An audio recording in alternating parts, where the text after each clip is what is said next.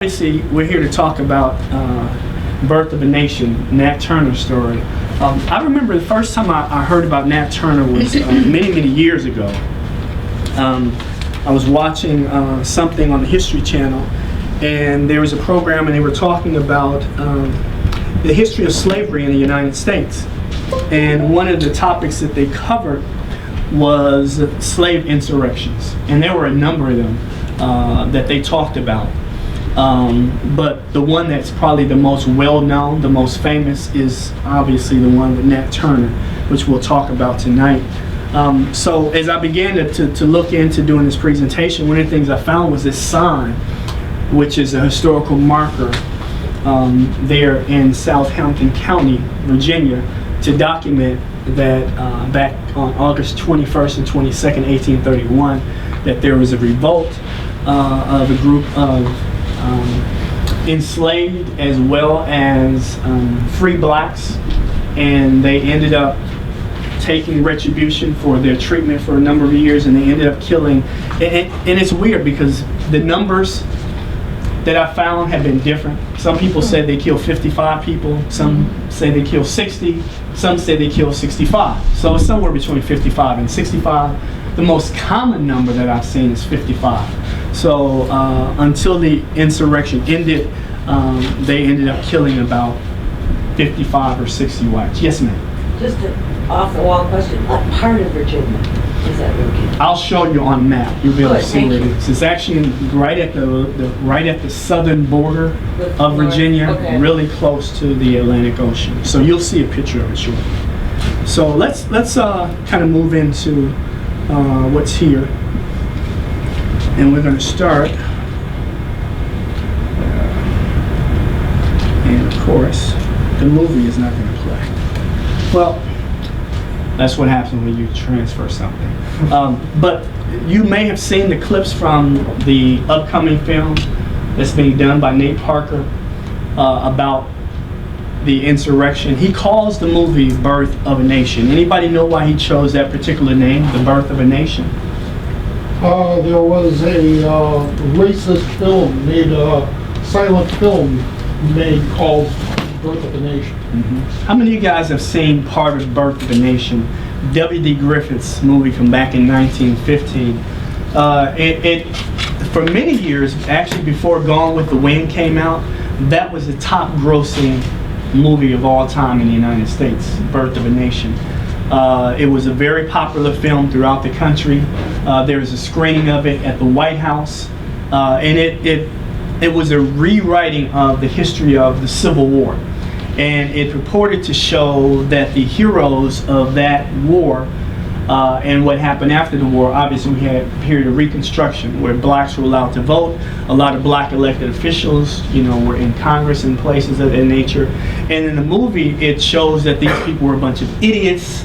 They were lazy, they screwed the country up, and in comes the Ku Klux Klan to save the day, and they were the heroes of the movie. Mm-hmm. And so when Mr. Parker decided to do this film about Nat Turner, he decided to use that same name, Birth of a Nation.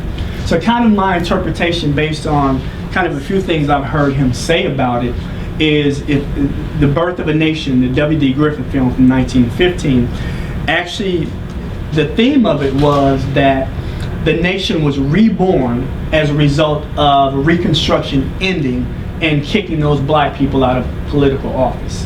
So they said that was the birth of a new nation, especially in the southern states, because they finally had rid themselves of these blacks that had been elected and had been in office for a very short period of time. So to them, that was a rebirth.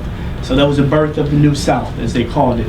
And so Mr. Parker believed that the Nat Turner insurrection was a rebirth as well, because one of the things that came out of it was this just global explosion of talk about abolitionism.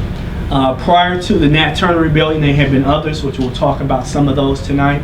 But that one, because of the number of lives that were lost in terms of the whites who were killed, it ended up leading to the abolition movement growing much stronger. The state of Virginia actually thought of abolishing slavery immediately after this rebellion. They didn't do it for obvious reasons. They couldn't afford to lose that much money. But it really led to a much louder discussion around the country about abolitionism, and eventually it led to the breakage of the country into the two sides that fought in the Civil War, the bloodiest war in American history. In fact, more Americans died in the Civil War than World War I, World War II, Korea, Vietnam, and all of the current wars that we've been fighting in the Middle East and Afghanistan combined. So about 600,000 Americans died in the Civil War. And in the South, it was devastating in many states. The devastation was just unbearable. So one of the things that's very interesting about Nat Turner is that he became a preacher. And as a young child, he was kind of a prophet. And one of the things that he talked about was this idea from the Old Testament. We've all heard this, people say an eye for an eye. And there's people that have said, well, if we use that principle, an eye for an eye, pretty soon everybody will be blind. You guys may have heard that before. But this is a very common theme throughout the country. You know, people used to be way more into religion back at that time than they are nowadays. People are kind of pushing away from it, especially younger people. But it was something that people carried as a very important part of how they lived their lives back then. So there are a couple sources that I used. One, which I think is tremendous, with the exception of the fact that they call it the only large-scale slave rebellion. That's completely not true. But if you guys want to go and get some really in-depth information about the Nat Turner Revolt, and also about a museum that they've created in Virginia to kind of have people learn more about that. So if you ever travel to Virginia, you'll be able to go to that museum. The Southampton Insurrection Project, which started about 5-6 years ago, and it's a beautiful facility that they built there. Another source that I've used is this wonderful book by Stephen B. Oates called The Fires of Jubilee, Nat Turner's Fierce Rebellion. Excellent accounting of what happened there. And another one that I think is very, very important is this book called American Slavery as It Is, Testimony of 1,000 Witnesses. So this is testimony from people that lived during the times of slavery, blacks as well as whites, kind of talking about what they saw that was going on in the country during the time that we had slavery as a legal institution. So who was this man, Nat Turner? He's the most famous slave insurgent in American history, the victim of a violent system of slavery that he took retribution against. And his rebellion illustrates this principle that is very common in religious circles, that if you do something bad, it's going to come back on you at some point. And so he believed very, very strongly in that individuals and systems always reap what they sow. And so he looked at the rebellion that he planned and carried out as divine retribution. He said that God asked him to do this, and there were messages that he got through the course of his life that led him to eventually get to this point. And we'll look at some of those messages. So let's go over a quick bio of him. One of the weird things, if you go to Google and you type in Nat Turner and you click on images, right? To find images of Nat Turner, you'll find 50 different images of Nat Turner, but one that you won't find is this one. And this is the only one that's available.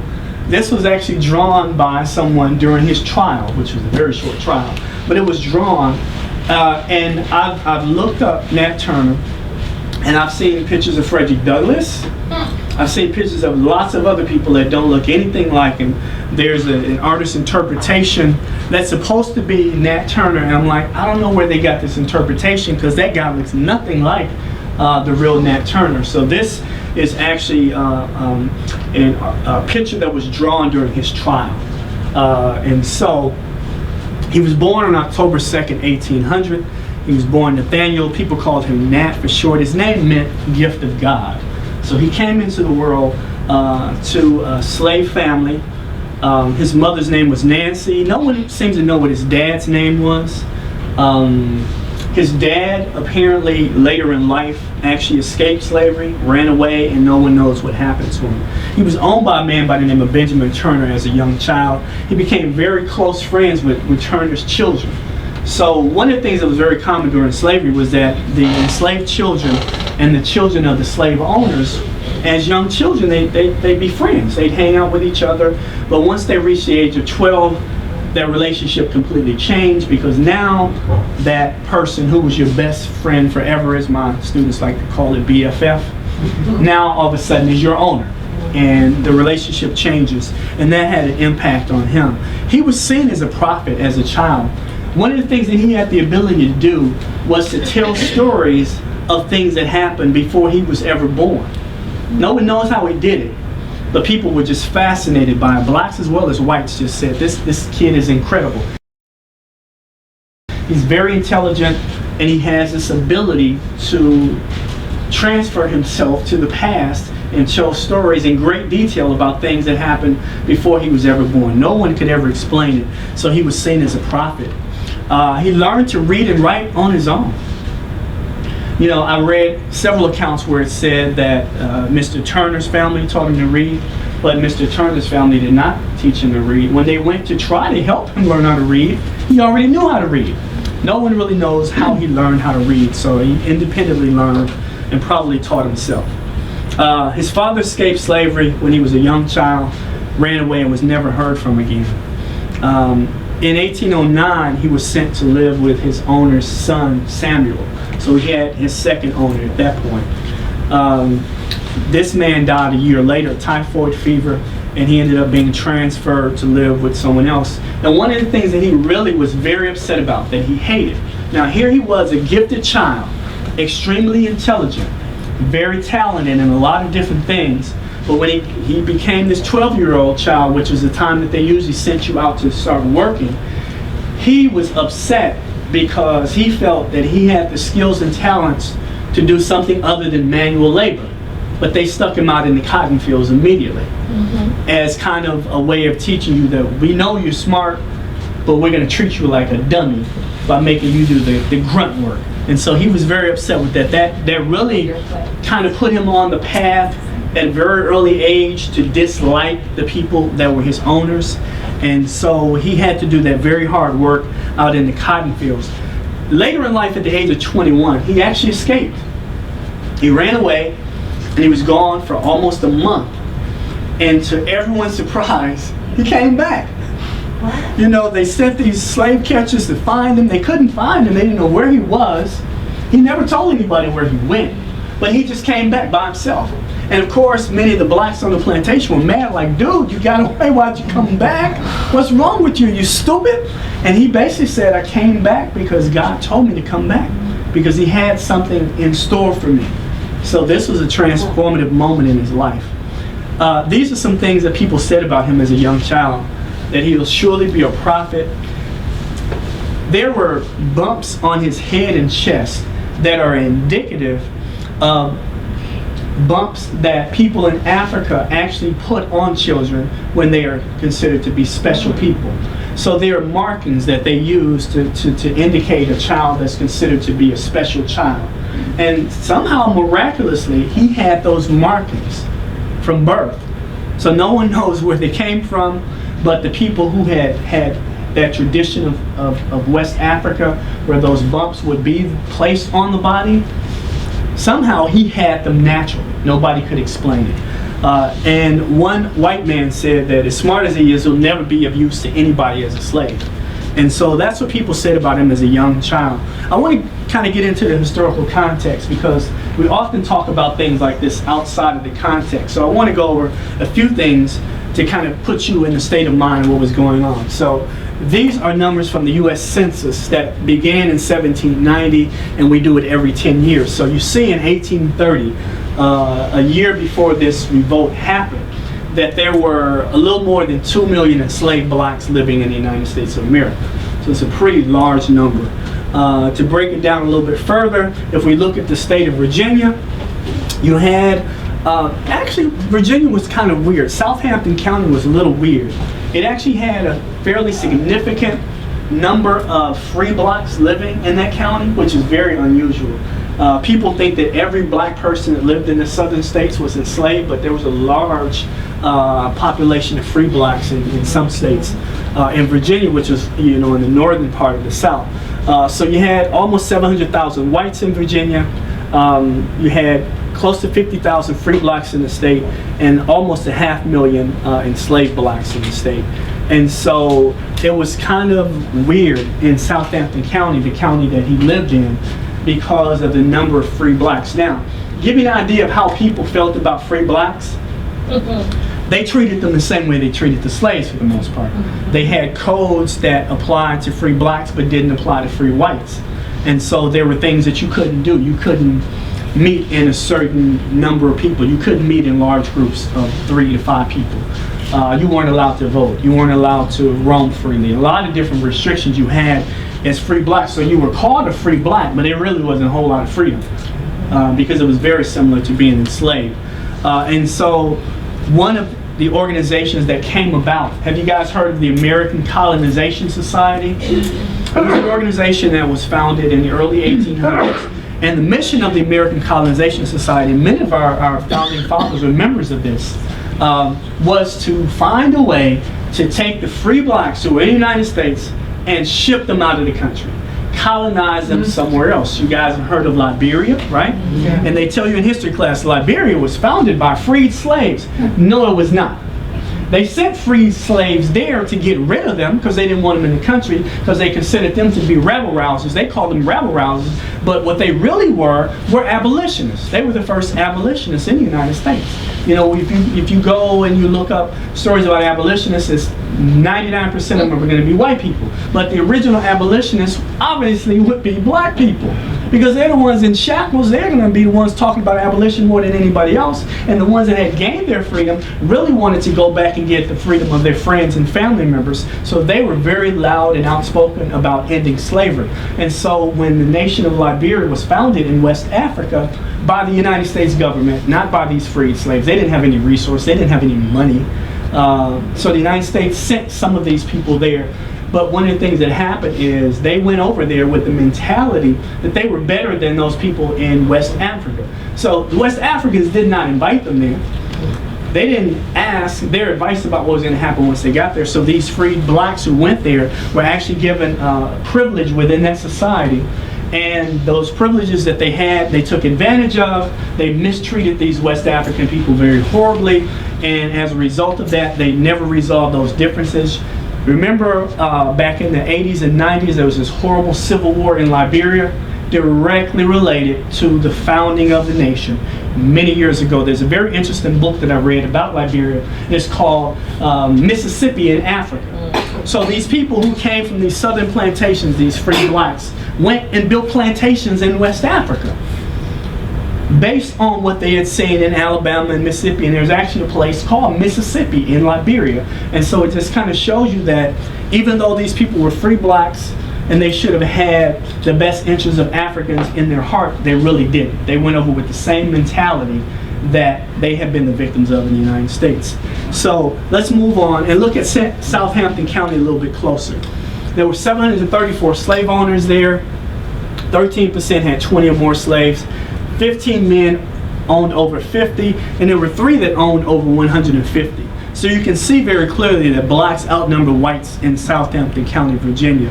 And you had nearly 2,000 free blacks and almost 8,000 enslaved blacks. So it was a population in that particular county that was about 60% black, and many of those blacks were, of course, free blacks. So leading up, Reggie? Yes, sir. Back a slide. Point out the number of slave owners versus total population of the county. So if you look at the number of enslaved blacks, there was 734 slave owners and 7,756 blacks. So that's an average of about 10 per person. There were some that owned 1 or 2. There were some that owned 180. There were some that owned 40. There were some that owned 20. So it varied, and that was pretty typical around the country. It was very difficult to own a slave. It was very expensive. Most whites did not have the money to do it. In fact, the last census before the Civil War began in 1860, they used to do what were called slave schedules. So if you ever, as a black person, tracing your family history, and you go back and you run into this roadblock called slave schedules. And the slave schedules listed the slaves. It didn't list their names. It just simply listed their age and their gender. So for me, when I was going back to trace my family history, who were enslaved in Mississippi, up until the 1870 census, I'm able to find the names of people because they have black people's names there. But in 1860, there were no names. Unless you were free black, then you'd be named. But if you were enslaved black, there were no names listed. And so on the slave schedules, it showed that the state of Mississippi, about 50% of white families in Mississippi owned slaves in 1860. That was the highest percentage of any state on the eve of the Civil War. Yes, ma'am. It's just strange, when you look at the entire population, you're looking at like 10% of the whole population, if you put blacks and whites together, are like ruling, they're like... Does that sound familiar? I mean, as much as we kind of look back at this time as a time where there were all of these horrible slave owners, a majority of the people who were slave owners, especially the ones who were considered to be planters, anyone who had 20 or more slaves was considered to be a planter. So these were the people that really could walk around with their chest out because they were looked at as the aristocracy of the South. But many poorer whites struggled to own more than one or two slaves if they could afford even one or two. And in many cases, I've read accounts of poor whites who owned a couple slaves, but because they only had a couple, they had to get out in the fields and do work right along with them. So it was you know, the stories are varied in terms of the way slavery worked. Yes, sir, you had a question or comment? Just a question, because it seems like it's something on the line. Well, when it says 734 slave owners, is that basically saying the patriarch of the family? To me, I'm reading that as that's one person, meaning that person has a family, so if you multiply that by 5, you're at 3,000 people. Yes, absolutely. Capacity to their family also. Absolutely. The way that the kind of the rule was this, was the man of the house was the slave owner. So when you looked at the slave schedules, you would see the owner's name at the top and then the slaves listed. And in most cases, it would be the man of the house. However, if he died or there was a divorce in the family, then maybe his wife or widow would be that slave owner. But a majority of the slave owners, when you go back and look at the records, the majority of those slave owners would be the male who was the head of the household. And obviously the point you're making is a great point. So even though we look back and we say there were X number of slave owners, they're actually counting slave owning families. So if you had 10 children, then your children are actually part owners of those slaves as well. It was very kind of complicated because of property laws required there to be a specific person who owned just like a cow. You couldn't say that the family owned the cow. The head of the household owned the cow. And when he passed away, I'll give you an example from my own family. The man that owned my family in Mississippi, his name was Dempsey Dills, right? And he married 2 different women, both named Mary. He must have liked Marys for some reason. And when I was tracing my family history, I ran across a woman who was tracing her family history. She was one of his ancestors. And so she sent me the entire family tree of Dempsey Dills. And when he died, all of his property went to his second wife, Mary. When she died, she wrote a last will and testament, and she gave this property away to her children. So she had a son who moved to Texas. She gave some of the cows to him. She gave some furniture to him. She gave like 5 or 6 slaves to that son. She had a daughter that moved to Alabama, and so she dispersed the property. So it was very specific because property laws are very important in America to designate one single individual as the owner. So that's a great point. Thank you for sharing this, sir. Let's move on. So most slaves in St. Luke's Parish, which is the immediate neighborhood where this occurred at, lived on farms with 30 or fewer slaves. So there are a lot of small places where they lived. And the main crops in that county were corn, cotton, and tobacco. So what was life like as an enslaved person in the 1830s? This is where I use the resource of people who were living at that time and said very specifically about things that they saw. So these next few slides are going to have a lot of words on them. I hate using slides with a lot of words, but I think it's instructive for you to see what these people said about what they witnessed with their own eyes. So this person is talking about the food that the people ate who were enslaved.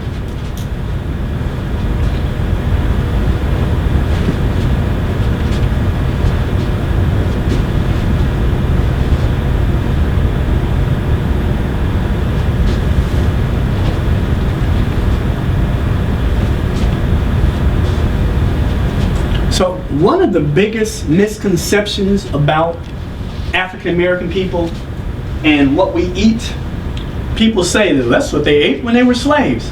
No, it isn't. We didn't eat high off the hog or low off the hog. We barely got any parts of the hog.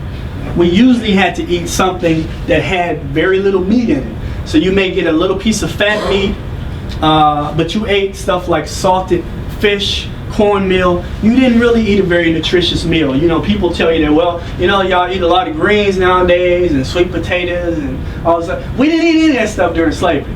They didn't give that to us. So that diet did not come from slavery. That diet came from, that's what white people were eating. So when slavery ended, we basically started eating the same stuff that they were eating. So that diet did not develop as part of our culture. It developed as a part of Southern culture. I'm from Mississippi. I've seen white folks eat chitlins before. It's not just black people.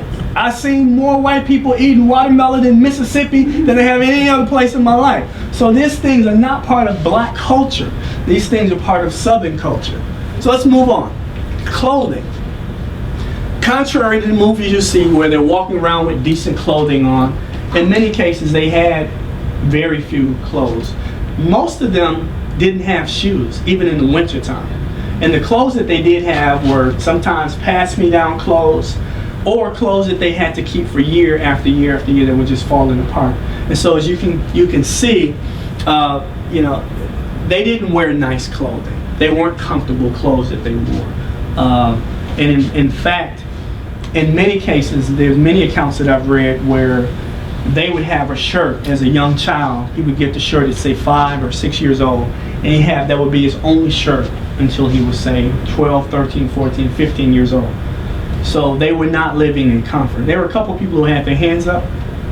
Yes, one of the comments that I was going to make in relationship to the food discussion, I recall grandparents who would be well over 100 years old now, but they would eat cornbread with sour milk. You know, just cornbread and sour milk. And I run into a lot of people, black and white, who are from the South, that they eat that as well. It's kind of like that is a meal. Just have some cornbread, or some buttermilk over it, or some sour milk over it, and salt and pepper, and that is your meal. It is, and that's a traditional Southern meal. I never really liked it myself. I lived in Mississippi, but my great-grandparents lived right next door to me. That was one of my great-grandmother's favorite meals, is just to cook up a pan of cornbread, pull out some buttermilk, and just go at it. I mean, she loved it. My uncle's favorite in Virginia. Yeah, and so my mother-in-law is from Southern Georgia. She that's something that she eats to this day. They call the sour milk clouder. That's what it is. Clouder. C-L-A-U-B-E-R. Yes, ma'am. The cooking came because the slaves cooked this, and this is what they're accustomed to eating. Yeah, in many respects, some of the food that we consider to be traditional Southern food is actually food that was brought over from West Africa. Yams, for instance, was not something that was common here. And so a lot of the foods that are part of the Southern tradition of foods are foods that were brought over by Africans and became kind of a staple of the diet of everybody in the South, simply because white people didn't cook their own food. Thank you. There were always blacks who were in the kitchens over that hot stove making the food for you. So the tradition of what they ate came in many respects from Africans. In fact, many of the spices that we use in Southern food to this day are spices that were brought over from West Africa that didn't exist indigenously in the United States of America. So there's a huge impact that these Africans had on American culture in so many different ways that we don't think of, not only with the food, with music, but also with the language. A lot of words in America, in the English language, are actually words that were derived from words in Africa, like yam. That's a West African word. So there are lots of others. So let's move on. Slave quarters, contrary to what you've probably seen, they did not live in comfortable quarters. Most of the time they didn't have any floors, and they were very hot in the summertime and extremely cold in the wintertime. They did not live in comfort. My wife and I went to New Orleans back in 2005 on a trip around Easter. So that was the Easter before Katrina hit. And one of the things that we did there is we went to a slave plantation that was there, right? And so we went and we were in a big house, and the tour guide is giving us the information about it.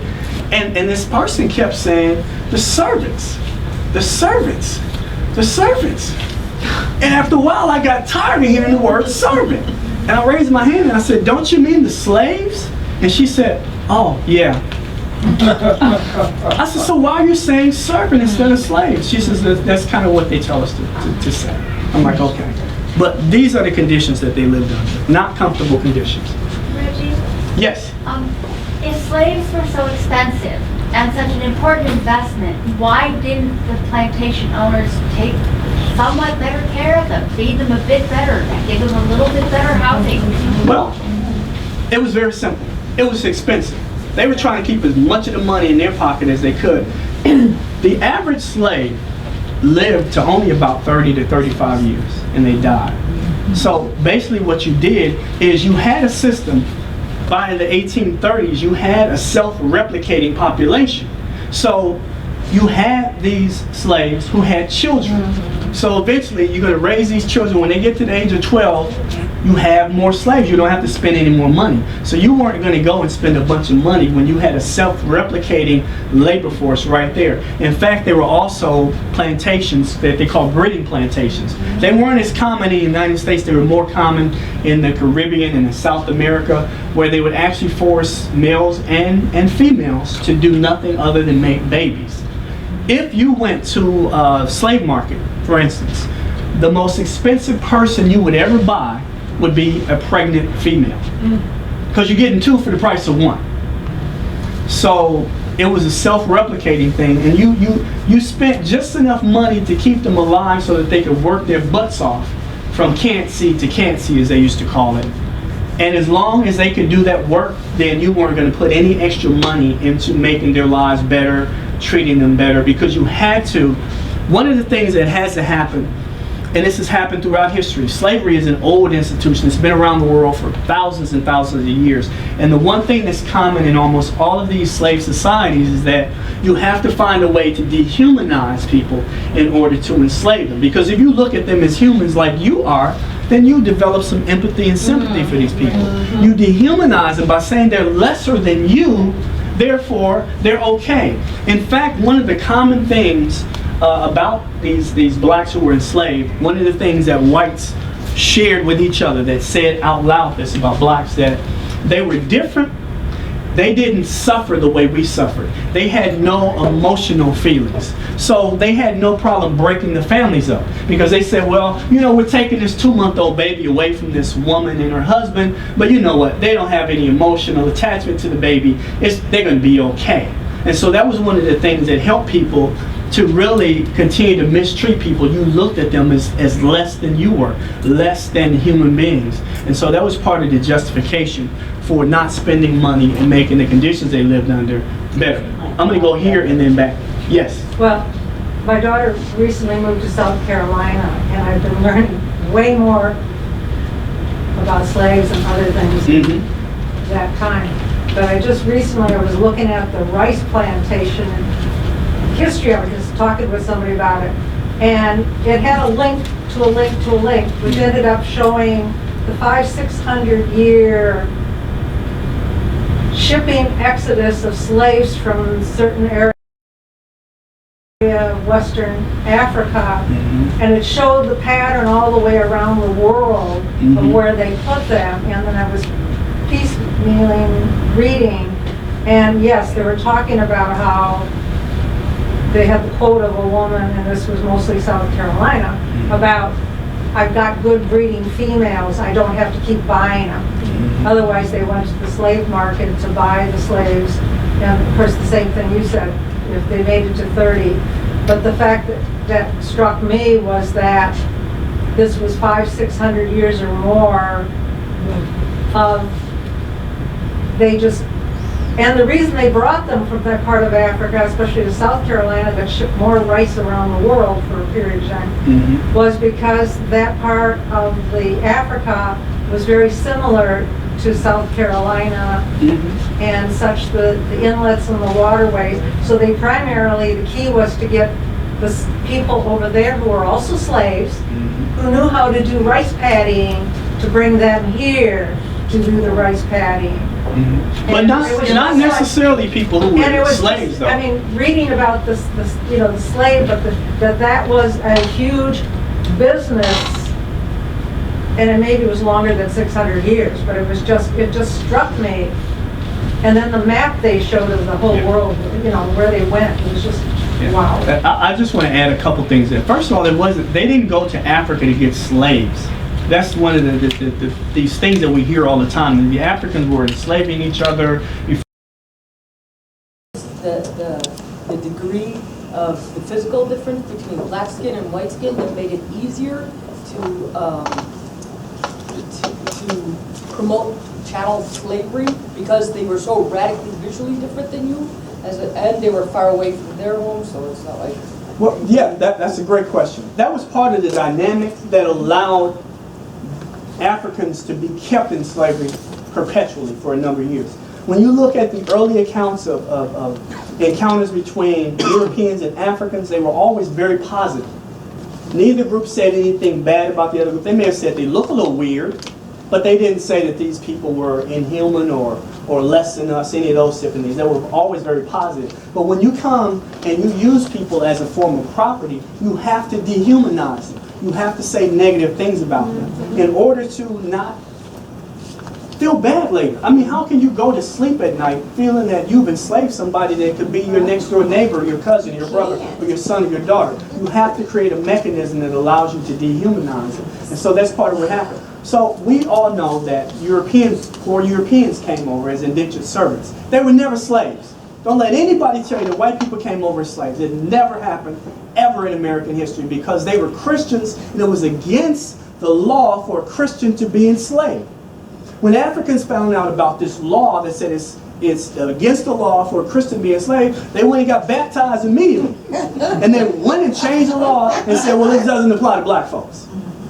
So it was a mechanism. The color of their skin meant that you couldn't easily escape. The indentured servants, hey, you just like every other white person in the community. If you decide to get up at 2:30 in the morning and run away, you're going to blend in wherever you go. Whereas a black person... You just pay your debt. No.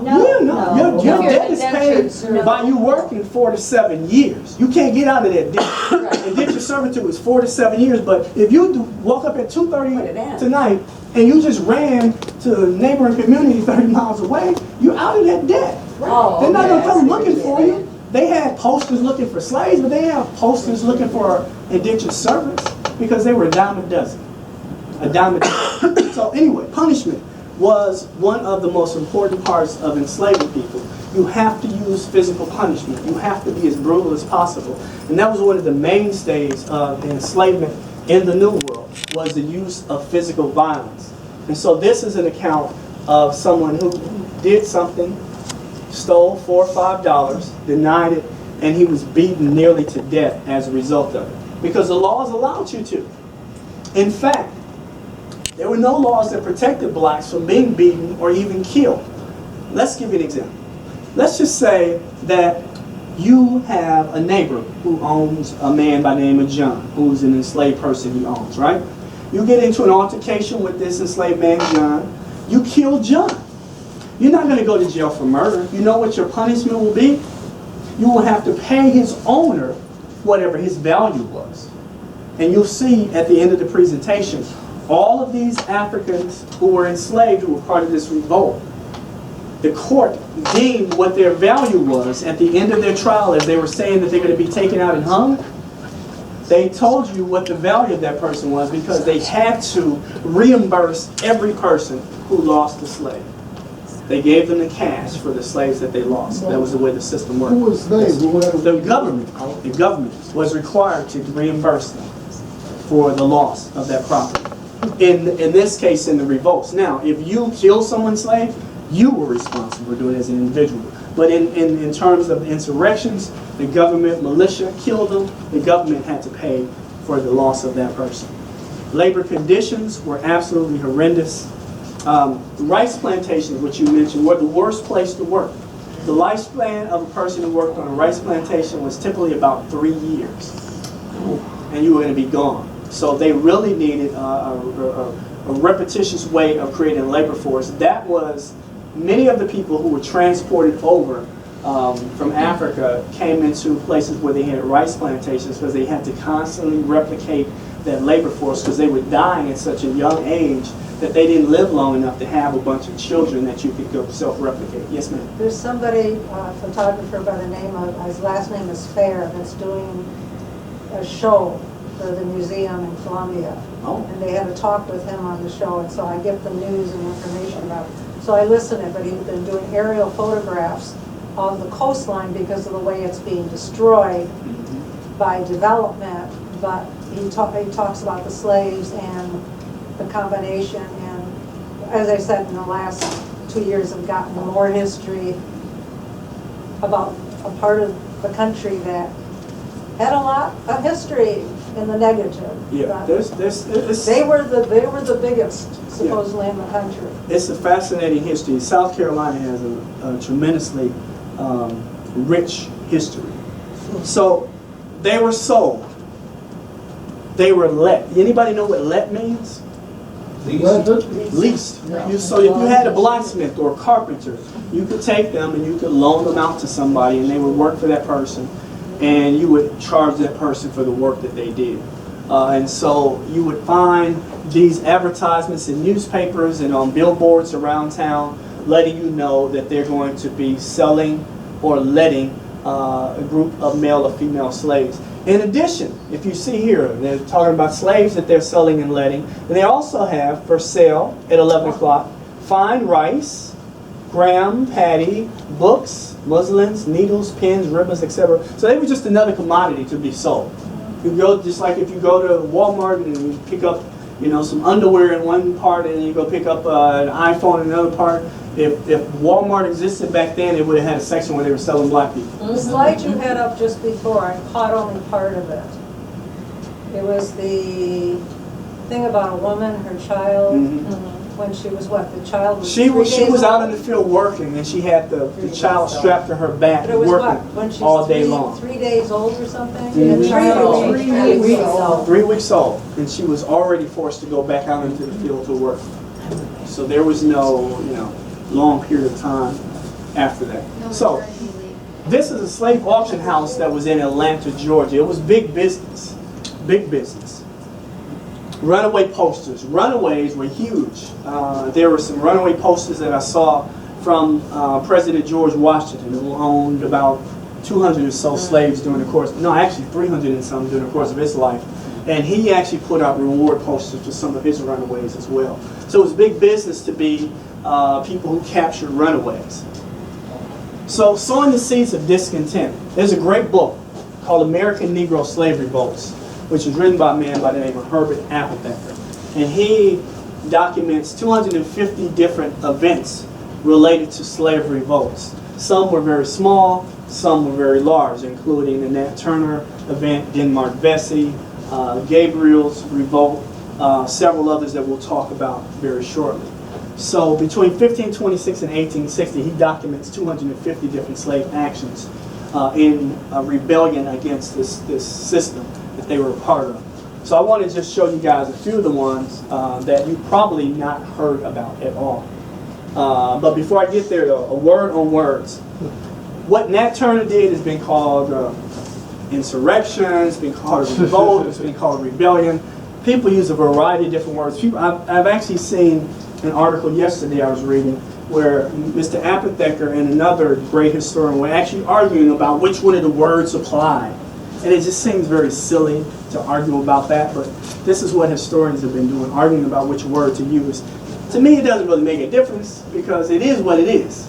Whether you call it a revolt, rebellion, insurrection, whatever, it doesn't make a difference. We know what happened. Okay. So here are a few others that happened. 1691, Middlesex County, Virginia, a large number of slaves ravaged plantations. 1708, rebels killed 7 whites in Long Island, New York. 1709, black and Indian slaves planned to rebel in Surrey, James City, Virginia. The only two groups who were ever legally enslaved in the United States of America were Native Americans and blacks. No other group were legally allowed to be enslaved in this country. 1712, one of the biggest rebellions happened in New York City in 1712. People don't know that they had slavery in New York. All of the original 13 colonies had slavery on the books at one time. They didn't get rid of it because they wanted to get rid of it because it was the right thing to do. They got rid of it because they didn't have any cash crops in the northern states.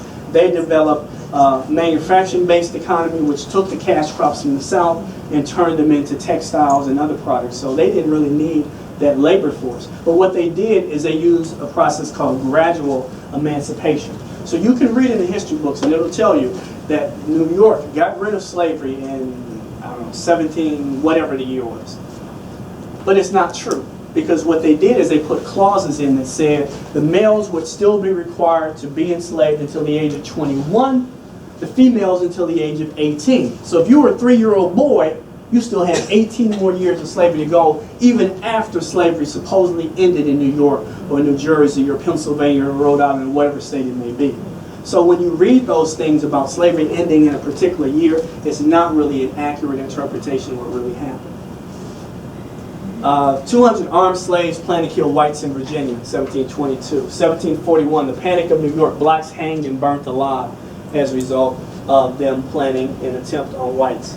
The Stoner Rebellion, which happened September 9th in South Carolina. This was one of the biggest, and I don't know if the video is going to play because I had to convert it. I doubt if it's going to play, but I'm going to try it anyway. And it's not playing. But there's a short, like a 3-minute video talking about this rebellion. This was a rebellion that really flipped the country and put it in a position where every white person in the country was on edge. It was a large rebellion, and what they planned to do, starting in this small town, they planned, this group of well over 1,000 blacks planned this revolt. Their plan was to eventually get to Charleston, South Carolina, take over the city, and create their own government there, separate from whites. Of course, it didn't work because you had someone who was a turncoat, 2 individuals told about the plot ahead of time, and so the leaders of the plot were captured and they were executed. And they were, I believe, somewhere in the neighborhood of 30 to 40 blacks who were executed as part of this Stoner Rebellion. The Haitian Revolution is one of the most important events in United States history. You guys have all heard about how wonderful Thomas Jefferson was with the Louisiana Purchase, right? It only happened because of the Haitian Revolution. So, the enslaved population on the island that was known as Santo Domingo, which today is the island of the nation of Haiti on the western side of the island, and the Dominican Republic on the eastern side of the island. There was a huge slave population there. It was partly owned by the Spanish, partly owned by the French. And so the eastern part was Spanish owned, the western part was owned by the French. So Napoleon was in charge of this, and it was their greatest, by far, moneymaker in terms of all of the colonies they had around the world. It was by far the largest moneymaker that France had. So a group of individuals there, led by the man you see there, his name is Toussaint L'Ouverture, they decided to revolt against the French. They started a war which lasted 12 years.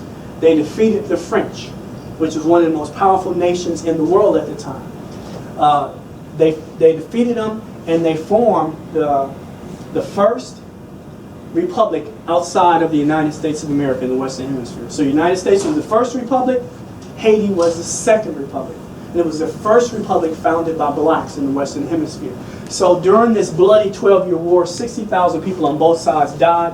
2/3 of the French troops died, many of them from disease.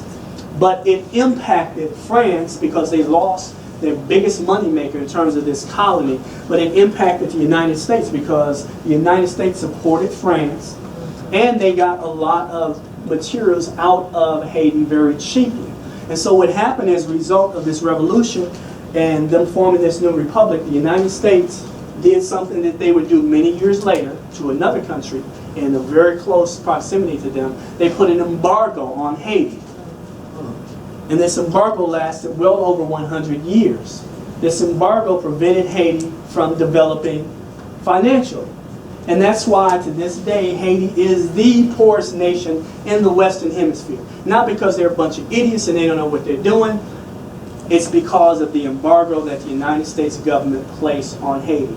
There was also an embargo by the French government and the British government and the Spanish government. They put an embargo so these products that had been flowing out of Haiti back to France, enriching the French, were not allowed to enrich the Haitians who had formed their own government.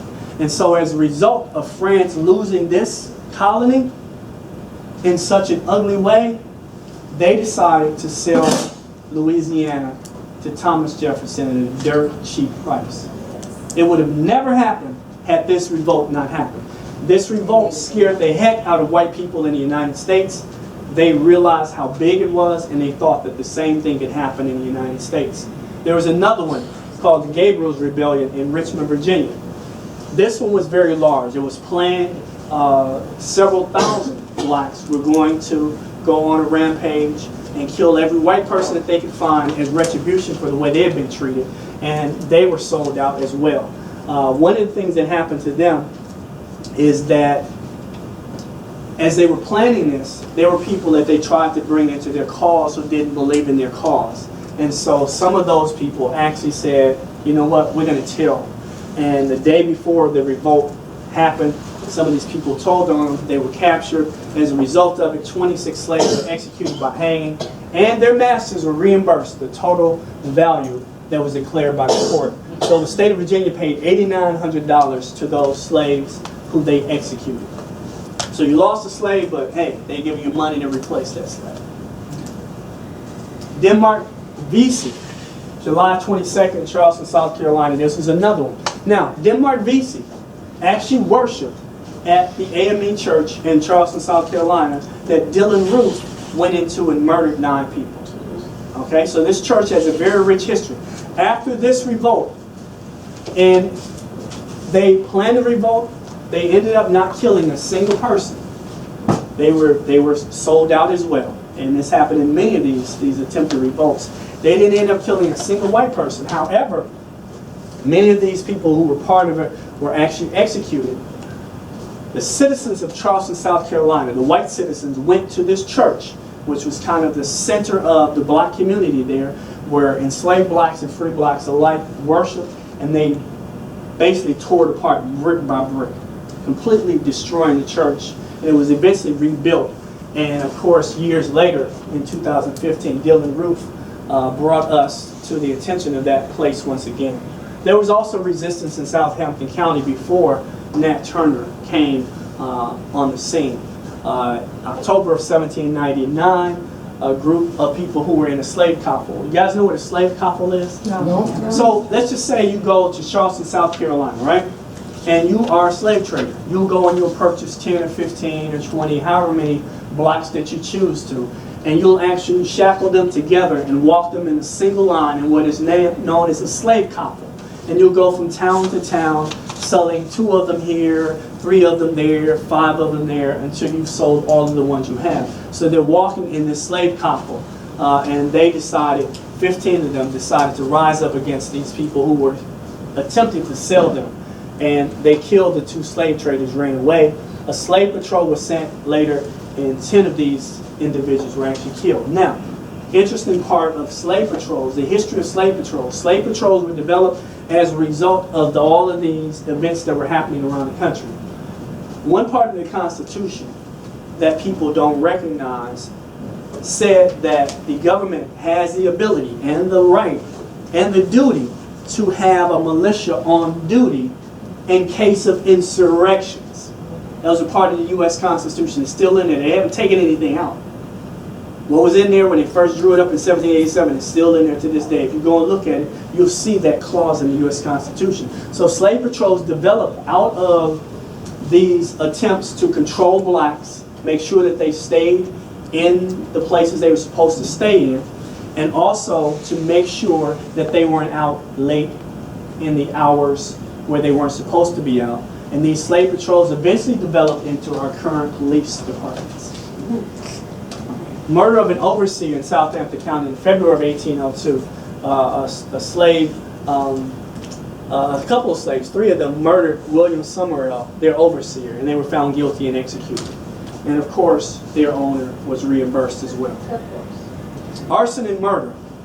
One of the tools that the slaves used as retribution on a very common level was arson. They would burn things up on a regular basis. In fact, the city of Charleston, South Carolina, after the Denmark Vesey case, for several weeks after that, fires were being set all over Charleston, South Carolina. And so they were afraid that eventually there would be another big revolt. And so they put slave patrols in place, and they became entrenched in that community. And that developed into one of the largest police forces in the United States of America, in Charleston, South Carolina. Black religion. We've all seen movies where they're showing black preachers and black people having a good time in church. It develops out of this sense of combining Christianity with the spiritual beliefs that they brought over from West Africa. So Christianity wasn't Christianity for these blacks. They combined it with their traditional belief systems, their traditional worship systems, and they made it something different than it was before. I've been to a Lutheran church. I've been to Baptist churches. When I was a kid living in Mississippi, church wasn't an option. My grandmother got up to go to church. Everybody was getting up and going to church. It wasn't like, oh, I don't feel like going this Sunday. I was going to be there whether I liked it or not. So it's a completely different environment. And those traditions of how black people worship today are direct descendant of how they worship back in West Africa. Singing and dancing were always part of their worshiping. And so they brought that over and combined it with Christianity and created this new way of looking at religion that embodied everything about how they lived their lives. The church, Nat Turner said this in his confessions after he was captured, that the church was a place where blacks could be free indeed, free from death, free from hell, free from work, free from white folks, free from everything. It was very rare in the lower southern states to allow blacks to worship freely. In Virginia, it was commonly accepted that that was a good thing, because what they did is they taught blacks the parts of the Bible that told them to obey your master. They didn't know how to read or write, most of them, because it was against the law. Right. So they read them the parts that said, obey your master, be obedient. And they felt that that was a great tool. They said this out loud. It was one of the greatest tools they ever had to keep them obedient. Well, Nat Turner learned how to read and started reading other parts of the Bible and said, hold on a minute. I know this part says that, but then there's another part that says this. And we'll see some of the things that he talked about. So he began to see himself differently as he began to immerse himself in studying the Bible and beginning to share those views with people. And he became this person who felt that he had this special place in life, that God had a special mission for him, and that he was required to do something for his people. So these are some of the signs that he began to receive as he began studying and praying deeply. These are some of the things that he brought out when he taught from the Bible. He talked about this idea from Exodus. And he that stealeth a man and selleth him, or if he be found in his hand, he shall surely be put to death. That wasn't the part that the white people wanted them to read. They didn't want them to read that part of the Bible. They didn't want them to read Deuteronomy 24:7. If a man be found stealing any of his brethren of the children of Israel and maketh merchandise of him or selleth him, then that thief shall die.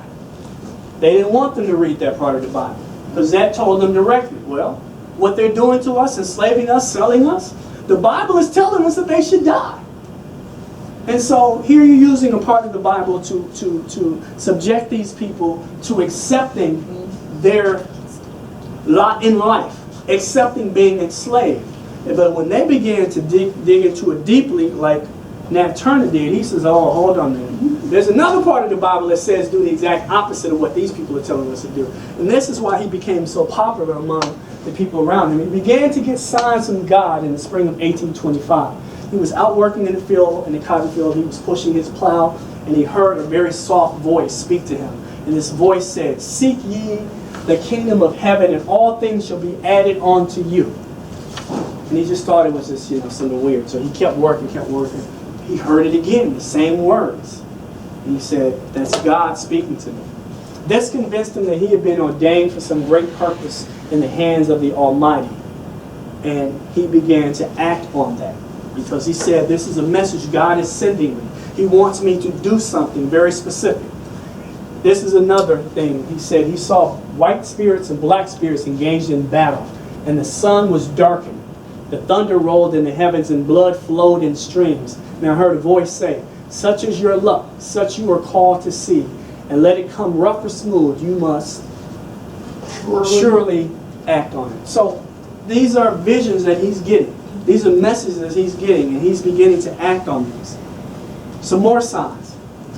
He looked up and saw forms of men in the sky in a variety of attitudes. And these were lights in the sky to which the children of darkness gave other names than what they really were. For they were the lights of our Savior's hand stretched forth from east to west, even as they were extended on a cross on Calvary from the redemption of sinners. These are words that he spoke in his confession to a reporter who wrote down basically what Nat Turner said about why he did what he did. This is the reasons that he gave. And he began preaching regularly after these visions that he got. And he became very popular. He discovered drops of blood when he was out in the field working. And he saw that as another sign. He saw hieroglyphic characters on the leaves and other things. So he said that here's another message. So he's constantly getting these messages. And he's sharing these messages with the blacks that are around him. Free blacks as well as enslaved blacks. In addition to that, he made the mistake of telling one of his owners that he believed that it was wrong for black people to be enslaved. And he got unmerciful beating as a result of that. And he learned a valuable lesson that day. He said, they don't want to hear the truth. That's what he said. They don't want to hear the truth. And so he said, we're going to tell them the truth. For as the blood of Christ had been shed on this earth and had ascended to heaven for the salvation of sinners, and was now returning to earth again in the form of dew, and as the leaves on the trees bore the impression of the figures I had seen in the heavens, it was plain to me that the Savior was about to lay down the yoke he had borne for the sins of men, and the great day of judgment was at hand. So he's getting much, much closer now to saying, okay, this is God's mission for me. He wants me to do this. And he was sharing this with people. And people were beginning to kind of really say, wow, I've never heard anybody say anything like this before. And remember, he was already considered to be a prophet from the time he was a young child. So here he is, this person who's saying these things and who had actually escaped and came back. And he's saying these things, and people are really, really listening to what he's saying and getting a lot out of it and saying, you know what, you're right. And they were talking about Denmark, BC, and they were talking about the Stoner Rebellion. They were talking about the rebellion in Haiti because they compared it to the American Revolution and the French Revolution. They tried to keep those stories from the enslaved population by not allowing them to learn how to read and write. But just because you don't know how to read and write doesn't mean you're a dummy. Right? So these people heard these stories and they applied the Declaration of Independence, the words of the Declaration of Independence, all men are created equal. They said, well, what about us? And so they were looking at these people as hypocrites. There was a storm that came out in 1826, 1827. He had singled out among the slaves and free blacks some 20 men he could trust the most. So this storm is growing within Nat Turner. And now he's beginning to gather the men to do this work with him. And he gets 20 or so men that become his followers. And he's talking to them in praise meetings. So he's now preaching on a regular basis. He's traveling around the county preaching very freely. The whites aren't afraid of what he's saying because they're not there to hear what he's saying. Eventually they begin to hear some of it and they're like, oh, he's kind of tripping a little bit, but we're not going to worry about it. Yes, sir. You said he was traveling around the county or state. Was he a free black then? No, he was enslaved, but in many instances they had the ability to travel because one of the reasons he had the ability to travel was because his wife and his children had actually been separated and sold off from him. When his master passed away and the children were left as the owners, then the state basically come in and took over and sold, the family's effects off, and they sold him to one family and his wife to someone else. So he was actually given the ability to go and see his wife occasionally. So that was why he has a little bit of freedom. So he began preparing them for a mission, something large but as yet unspecified. May 12, 1828, he said, I heard a loud noise in the heavens, and the Spirit instantly appeared to me and said, the serpent was loosened, and Christ had laid down the yoke he had borne for the sins of men, that I should take it on and fight against the serpent. For the time was fast approaching when the first should be last, and the last should be first. I should arise and prepare myself and slay my enemies with their own weapons. So here is a man who has become literate on his own as a child, who has become extremely intelligent as a result of his study of the Bible, and he's using the words of the Bible to justify what he's about to do. The same Bible that these whites didn't want him to study parts of, he's studying those parts. And he's sharing them with people who don't have the ability to read those parts of the Bible. So he considered himself to be perfectly justified in all of these things because all of these words came directly from the Bible. There was another big event. How many guys have heard of David Walker's Appeal? It was a pamphlet that was written by a man in Boston in 1829. And he basically was sending a message to all the blacks around the country who were free and enslaved that you are a bunch of cowards. You need to stand up and fight. Be real men. And it was against the law to sell these pamphlets. But people sold them and shared them anyway. And this went a long way towards scaring the crap out of white America. They basically put a warrant on him, and they threatened to kill this man. But he ended up surviving. He was a very strong-willed person, but he was sending a message that our cruel oppressors and murderers have stolen our rights and kept us enslaved. It's time for us to do something about it. So he sent a very strong message. So you see now how all these things are building up. You have these revolts that are occurring. You have this instance of the Haitian revolt being successful. All of these things are building momentum towards blacks actually fighting, physically fighting for their freedom. And eventually, Nat Turner, in February of 1831, there was an eclipse of the sun. And this was, we're used to it because they'll announce it, next Thursday there'll be an eclipse of the sun, you don't see it, such as a certain place. Back then, people didn't really necessarily know when these things were going to happen. So it was a big event. And people throughout the East Coast of the United States who saw this eclipse thought that it was just this really strong message that something bad was about to happen. And so Nat Turner saw that same thing. So he got together some of his co-conspirators, and they began to call themselves generals. And the reason it's looking weird is because I converted it, otherwise it would look perfect, so my apologies. But they began to plan this attack. They began to look for specific dates. They began to go out and gather compatriots to be a part of this. It was well thought out, well planned, and they actually began to think about specific dates to do this. Yes, sir? I see it's a name, Harp. Is that related to the Hercules, who was also called Harp? Earlier? Actually, it's a different person. One of the weird things is that the names that blacks had were not names they gave themselves, right? So people who owned them gave them very common names. So that was a very common name back at that time. Harp was a very, very common name. In fact, as I looked at some of the other conspiracies and the people who were part of it, who were actually executed, that name came up on several occasions. The name Sam was very, very common for blacks as well. So a lot of these names that you see were very common names. So they decided to do this on July 4th, okay? But things weren't going well in terms of the planning, so they decided to change the date, and he said, no, that date is not going to work, let's pick a different date. So Saturday, August 13th, another cosmic event happened, where the sun grew so dim it could be looked at directly. The sun seemed to change colors from pale green to blue to white. And there was much excitement and consternation all throughout the eastern part of the United States. By Saturday afternoon, the sun was like an immense ball of polished silver. It was very hazy sky. So this was another sign that Nat Turner saw. And then one of the weirdest things that happened is in the middle of the sun, there was a black spot right in the middle. And he saw that as a sign that this is something special. This is a black hand across the sun. And he said, as a black spot pass over the sun, so shall the black pass over the earth.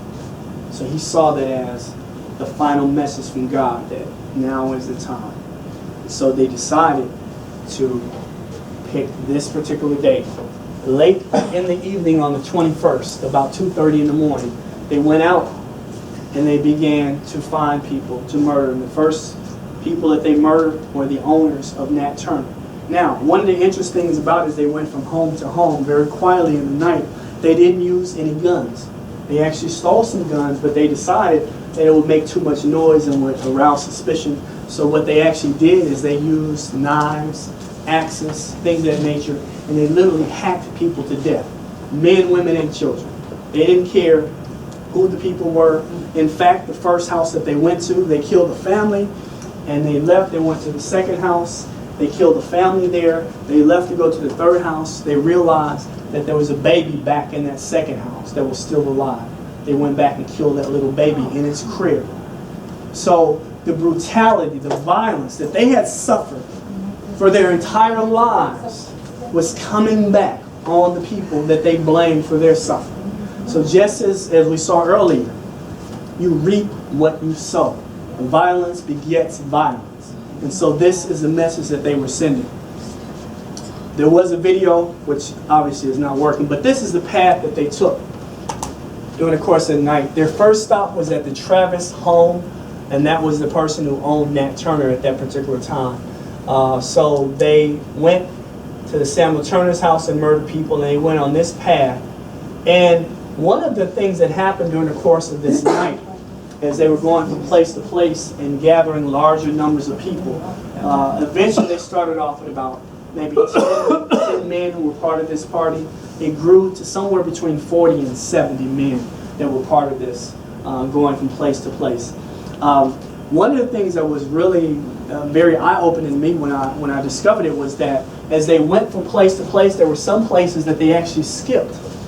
And the reason that they skipped some of those places was because the enslaved blacks at those homes had set up a perimeter around the house to protect the white family. And so if they saw that, they said, you know what, those idiots, we're not going to touch them. We're going to just keep on doing what we're doing. And so they went and they murdered family after family after family. Of course, it aroused suspicion. Eventually, militia gathered. The state had a militia. The federal government had a militia in town or very close in Richmond, Virginia. And so they began to gather and they confronted them. So someone asked earlier where this place was. So this is the southeastern part of the state of Virginia. And so here is Southampton County down here. So very, very close to the North Carolina border. And only about, I believe, 30 miles from Norfolk, Virginia. So this is where all of this was happening in that very small region. And so they went about killing people for a period of about 12 or so hours before they were confronted by the militia. The militia captured several of the men. One of them was actually killed during the confrontation with the militia. Eventually, they were tried, they were convicted. Nat Turner escaped, and he was actually on the run, hiding in plain sight, right in this cave, very close to where he lived. He was hiding in that cave for 2 months before he was actually found by a farmer who just accidentally ran across him. And so during the course of the time that they were searching for him, they eventually began to kill the people who were part of this. May I have your attention, please? The library will close in 20 minutes. Have any items to check out or internet copies to pay for? Please do so now. Thank you. This is actually a picture of the sword that Nat Turner had.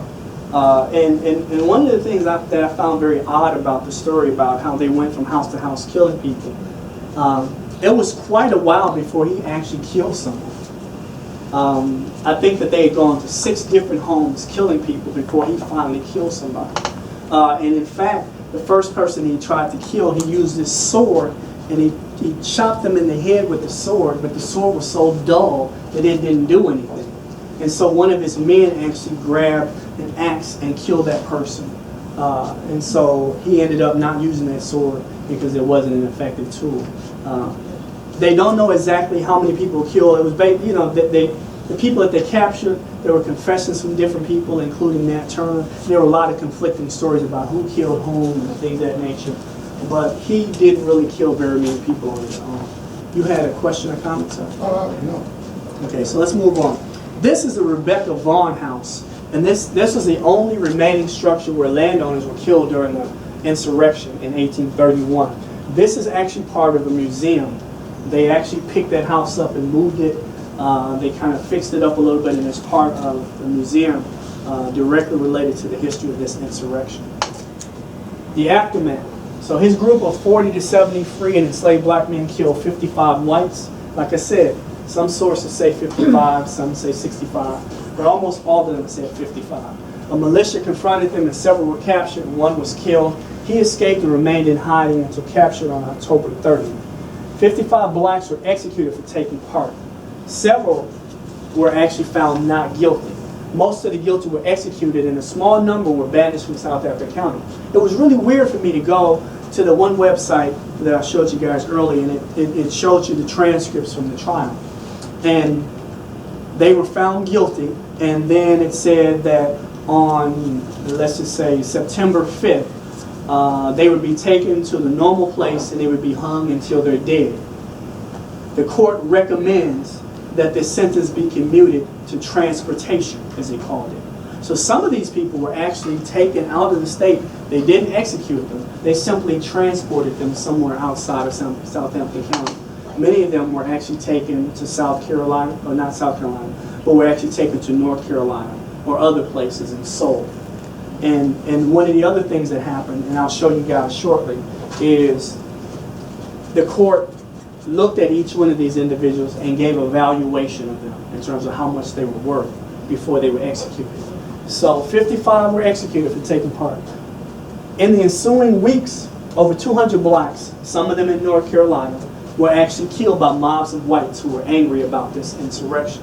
Most of them had nothing to do with this insurrection, but it didn't make a difference. They were trying to get their retribution. Some of them were killed by mobs, some were arrested, tried, found guilty, and executed by the state. These are a list of some of the ones who were actually went through trials. So you see this man, Daniel, was executed. Tom was discharged. So that means he was found not guilty. Jack was transported out of the state. And in the case of Jack and anyone who was transported, they were found guilty. They were given a date to be hung, and then their sentence was commuted and they were sent out of the state. So they actually did them a favor. Andrew, transported. Moses, executed. Davy, executed. Curtis was executed. Nelson, executed. Davy, executed. This is a different Davy. Nat. And I believe that particular Nat was actually Nat Turner III. So that was actually his son who was executed. Jack, executed. Dred, executed. Arnold Arvis, discharged. Bob, discharged. Davy, another Davy, discharged. Daniel, remember I talked about how the names are very common? You're seeing a representation of that. Daniel, discharged. Joe, executed. Lucy, the only woman who was executed by the state as a result of this revolt. Matt was discharged. Frank, executed. Bosun, sentenced to be executed, but he was never executed. He actually died before he could be executed. Ned was executed. Squire was executed. Nicholas was executed. Frank was transported. Nelson, discharged. Jack and Shadrach were discharged. Sam, executed. Archer, discharged. Moses, transported. Nat Turner was found guilty and he was executed. The trial was on November 5th and he was executed on November 11th. So this is what I talked about in terms of the evaluations. All of these, when you look at the trial transcripts of them, one of the last things in the transcript after they say on September 5th or September 12th or whatever day they pick, will be executed. The last thing it says that's just a sign we're going to be closing. It's fine. Values the said slave at a particular amount.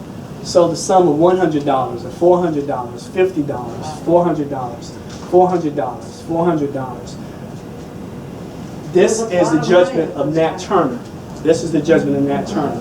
He was tried and found guilty on November 5th. Therefore, it is considered, these are words directly from the trial transcripts.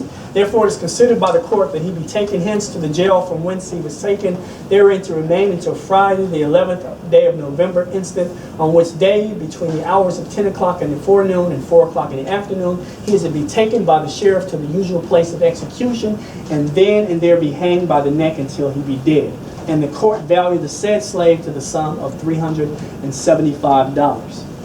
And it also ordered that his attorney be paid $10. So the attorney that defended each of these persons got $10 for each person he defended. In addition to him being executed on Friday, the 11th of November, Oh, God. they skinned him Oh. after he was executed. They skinned his body. Why? So the lasting legacy of Nat Turner's insurrection is that it really turned the corner for the country in terms of discussions about abolitionism. Those discussions began to be had in Congress much more often. The British government was already going through the same process of revolt as a result of revolts in some of their colonies, and it really led to the events that eventually ended with the U.S. having the Civil War that took place. So this was a big part of taking us on that journey to get to that place where we would have the Civil War, because the strength of the abolition movement really was something that was very frightening to the slave owning states. They did not want anybody talking about manumission, which is freeing slaves. They did not want to talk about getting rid of slavery, abolishing slavery. They wanted to fight for it. People will tell you this, and I'll get right to you, man. People will tell you this, and it's a complete lie. And I say it's a lie because it is a lie. People will tell you that the Civil War was about states' rights, it wasn't about slavery. All you have to do to find out that that's a lie is look at the Articles of Secession from each of the states that broke away. And they specifically told you why they were breaking away. And each of them said they're breaking away to protect the domestic institution of slavery. So regardless of what some history teacher may have told you in school, it was about states' rights. Liar! Stop lying to people. Thank you. Stop lying. We lie too much in this country because that confuses the conversation.